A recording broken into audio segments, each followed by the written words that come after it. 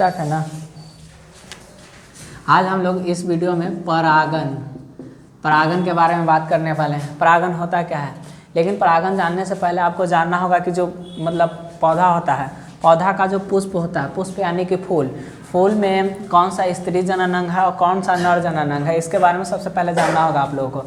तो हम इसके बारे में बता देते हैं। सबसे पहले हम स्त्री जनन अंग के बारे में बता देते हैं।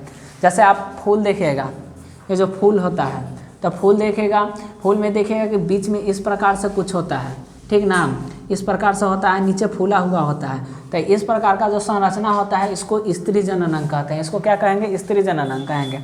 और साइड से देखेगा ना, इस तरीका से जो निकला होता है ना, इसको पुरुष जनन अंग कहेंगे। इसको क्या कहेंगे? पुरुष जनन अंग कहेंगे। अब इससे भी आपको ना स्त्री जनन अंग समझ में आ रहा है ना पुरुष जनन अंग समझ में आ रहा है, तो हम आपको बताते हैं कि स्त्री जनन अंग क्या होता है, पुरुष जनन अंग क्या होता है। तो हम आपको बताते हैं, जैसे मानव में बताते हैं।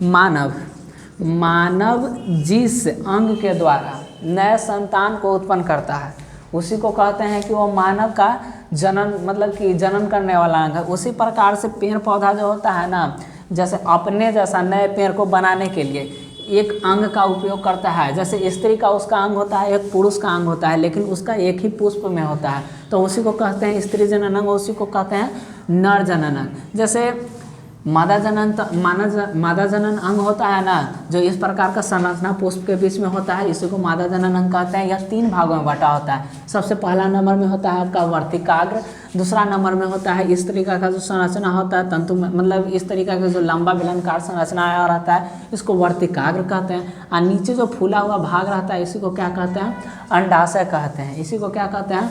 अंडाशय कहते हैं। उसके बाद नर जनन अंग में क्या होता है? नर जनन अंग में होता है जो इस तरीका का संरचना है, इसमें ऊपर जो फूला हुआ भाग है इसको परागकोश कहते हैं। इसको क्या कहेंगे?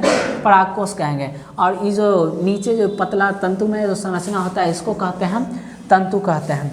अब ये समझ में आ गया होगा आपको कि इसमें जो पुष्प होता है, पुष्प के अंदर नर जनन अंग कौन सा होता है और मादा जनन अंग कौन सा होता है। अब इसमें हम आपको बताएंगे कि परागन होता कैसे है। परागन सबसे पहले तो आपको समझ में आना चाहिए कि परागन होता क्या है। तो परागन के मतलब होता है ना, जब इसके अंदर से परागकोश, जैसे ये परागकोश है, अब परागकोश के अंदर छोटा छोटा होता है जो परागकण होता है, ठीक ना, इसके अंदर छोटा छोटा कण होता है। तो इसके अंदर से जब ये परागकण निकल करके इस वर्तिकाग्र तक पहुंच जाएगा, तो इसी क्रिया को क्या कहते हैं हम लोग? परागन कहते हैं। परागन एक बार फिर से, जब परागकोश से परागकण निकल करके इस वर्तिकाग्र तक पहुंचता है, तो इस प्रक्रिया को ही क्या कहते हैं? परागकण कहते हैं। अब परागकण जो होता है 2 प्रकार के होता है। एक होता है, यह होता है जो 2 प्रकार का होता है आपका, एक होता है स्वपरागन और एक होता है परपरागन। स्वपरागन किसे कहेंगे, परपरागन किसे कहेंगे? तो देखिए, स्वपरागन, स्व का मतलब क्या समझ में आ रहा है? स्वयं। अब पर का मतलब हो गया पराया, यानी कि दूसरा। तो स्व का मतलब होता है स्वयं।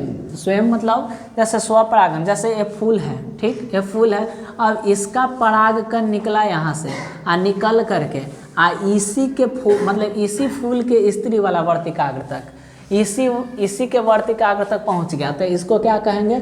स्वपरागन कहेंगे। और फिर परपरागन का अर्थ होता है ना कि यहाँ एक फूल है और फिर इधर एक और फूल ले लेते हैं हम, ठीक, ये मान लीजिए कि फूल है, तब इसका परागकण यहाँ से निकला और यहाँ से निकल करके इसके पास न पहुँच करके इसके पास पहुँच रहा है, तो इसी को क्या कहेंगे?